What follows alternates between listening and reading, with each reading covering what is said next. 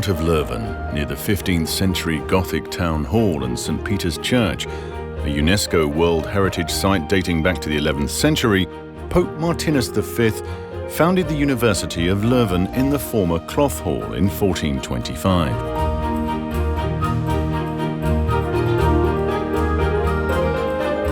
A little further down the Naamsestraat, the residential College of the Holy Spirit, intended as a hostel for poor theology students, was established in a former brewery. After several renovations, it was reserved from 1835 onwards for professors and priests who came to study in Leuven after their seminary education.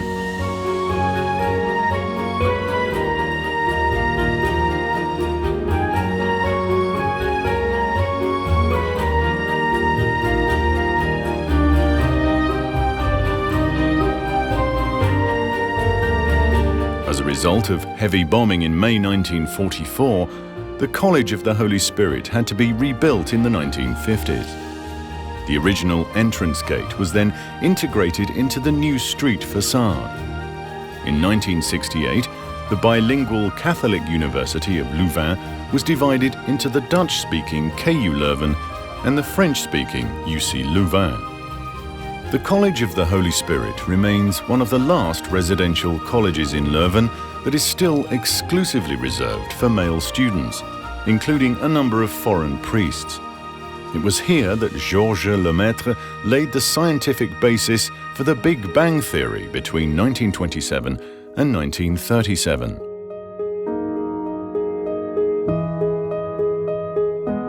So in 1927, first he wrote a paper in which he proposed that the universe is expanding based on Einstein's theory of general relativity.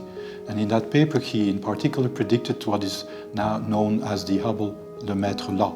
That tells you how the galaxies recess from one another, and the further apart they are, the faster this recession velocity is. It is not that the galaxies are moving in space, but in fact it is space itself that is sort of growing. The scale factor by which you measure distances grows as a function of time, gets larger and larger as a function of time. And this Lemaitre himself drew on different graphs, curves that show how the universe might have been expanding, collapsing back onto itself, and other curves that show that the universe has been expanding, has been sort of suspending its time flow, and then suddenly being expanding again with an accelerating factor. And these curves are shown on this sculpture, which is here in Louvain-la-Neuve on the Place des Sciences.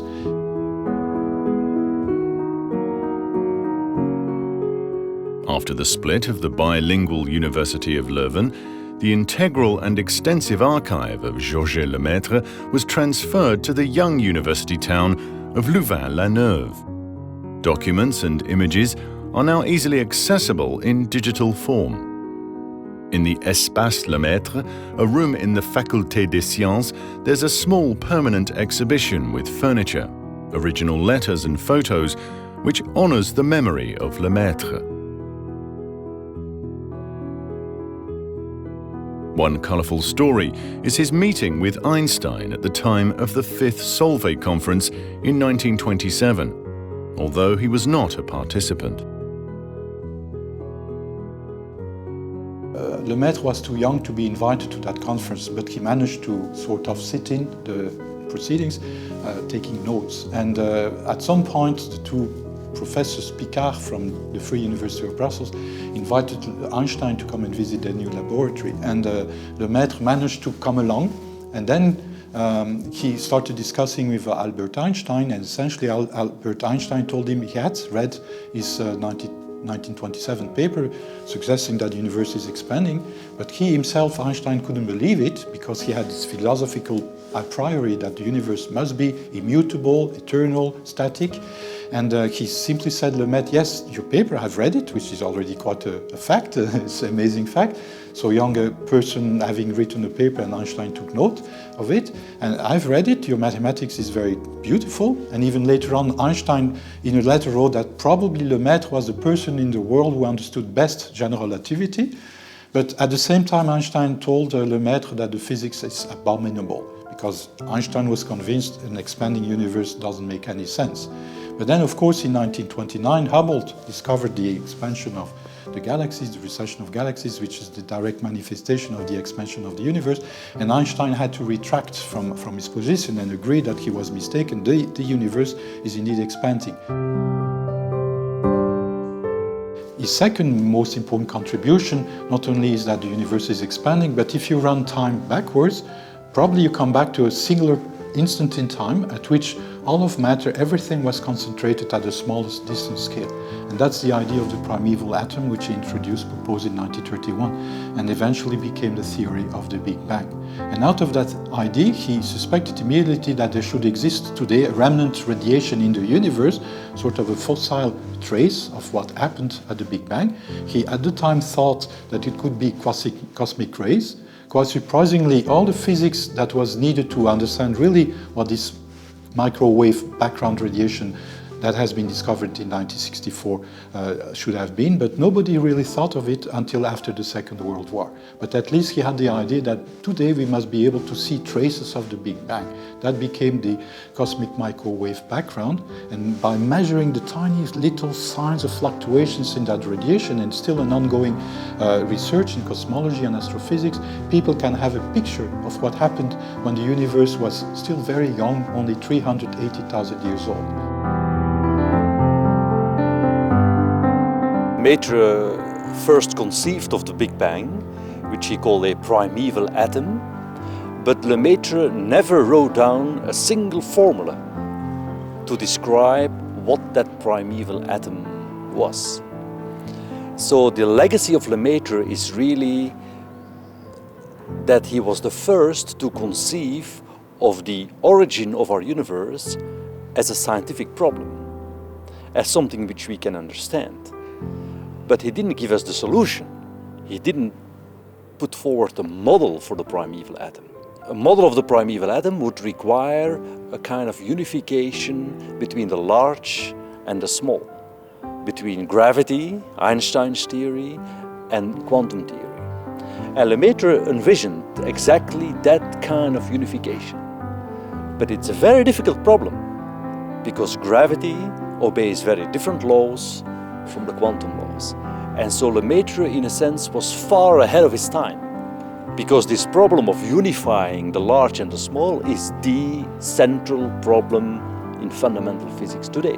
Lemaitre gave us a lot of homework, and the biggest application of what we call quantum gravity, the unification of the large and the small, the biggest application is to better understand Lemaitre's primeval atom. To understand exactly what kind of universe can emerge out of a primeval atom. This is the central question which we're trying to answer today. So in a sense, Lemaitre was far ahead of his time. Lemaitre was not only a mathematician, physicist and cosmologist, but also a priest who was ordained in 1923. In 1960, and until his death 6 years later, he was the president of the Pontifical Academy of Sciences in Rome. He was very faithful to his vocation all his life. Up to the end of his life, every year he went on a retreat and did all the things that a priest must do. He said Mass every day. But for instance, the Pope in the 50s gave an address at an astronomical conference in Rome and referred to the Big Bang theory. And immediately Lemaitre reacted and advised the Pope never to do that again. The two should not be discussed together.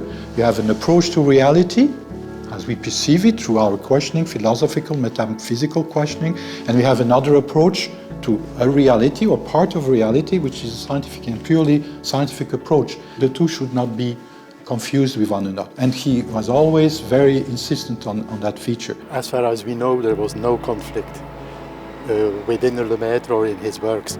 He clearly distinguished between what I like to call the religious discourse on the one hand and the scholarly scientific discourse on the other. And for him, as I said, there was no conflict. And in fact, he never was tempted to explain the Big Bang as initialized by a divine being. The fundamental contributions of Georges Lemaitre to relativistic cosmology were internationally recognized by the bestowal of the EPS Historic Site Award to the College of the Holy Spirit, where he lived and worked for many years. The commemorative plaque honouring the award was unveiled at a ceremony attended by representatives of the European and Belgian physical societies, Rector Sells of the KU Leuven, Rector Blondel of the UC Louvain, professors, invited guests and other prominent figures.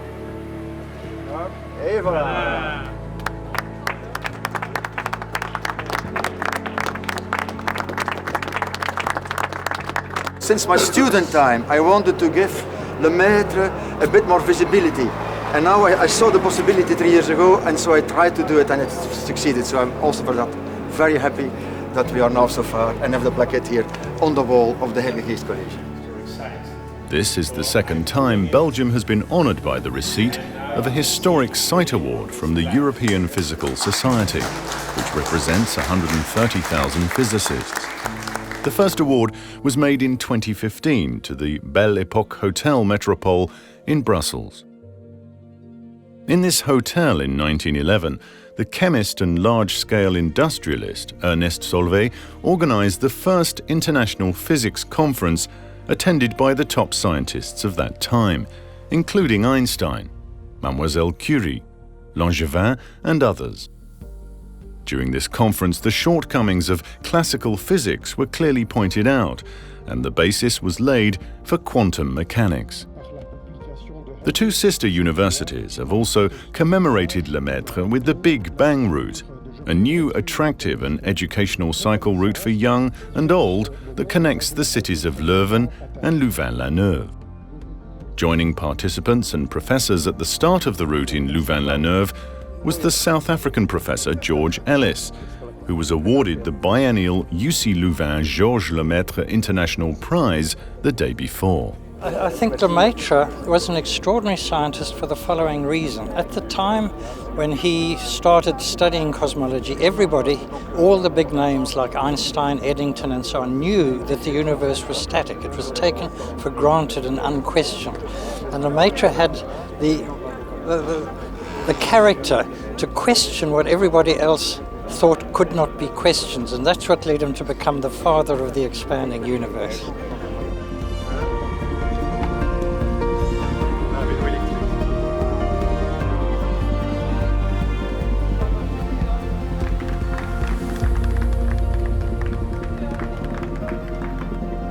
So we created the Big Bang route, which is a route dedicated to Monseigneur Georges Lemaitre and also to the origin and the evolution of our cosmos, how it in a number of episodes we are explaining how it is created, how it is expanding, how elements are formed, stars are formed, and finally we come to the future of our planet and the future of our cosmos.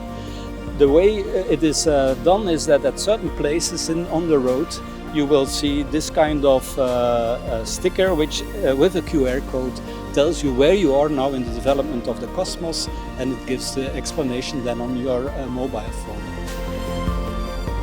At one end of the Big Bang route is the Premonstratensian College within walking distance of the College of the Holy Spirit. Professor Lemaitre had his office here on the third floor, close to the physics classrooms.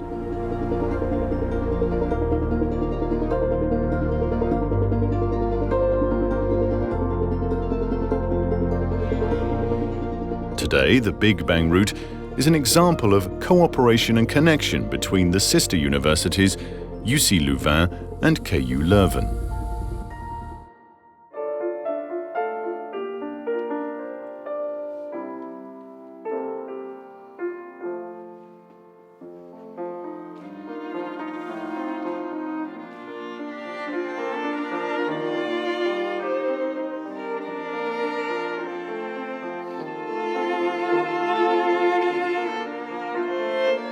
During the academic session that concluded the Big Bang Day in the promotion room of the University Hall in Leuven, the president of the Belgian Physical Society, Dr. Joseph Ongena, spoke about the celebration for Georges Lemaitre and his huge impact on the field of physics.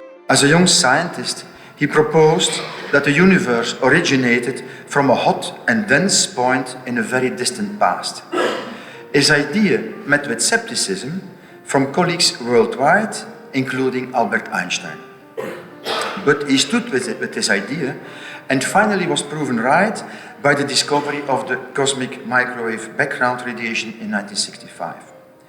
The papers describing this discovery by Penzias and Wilson of the Bell Labs in New Jersey, America, and its interpretation by the team of Dicke at Princeton University reached Georges Lemaitre 1 week before he died. What a joy it must have been for him to be finally recognized for his idea of the Big Bang. Still today, the general public is not fully aware of the fundamental contributions of his humble but genial Belgian professor. And this is precisely why we celebrate today Georges Lemaitre. In addition, this day also highlights the important role of Belgium in the development of modern science.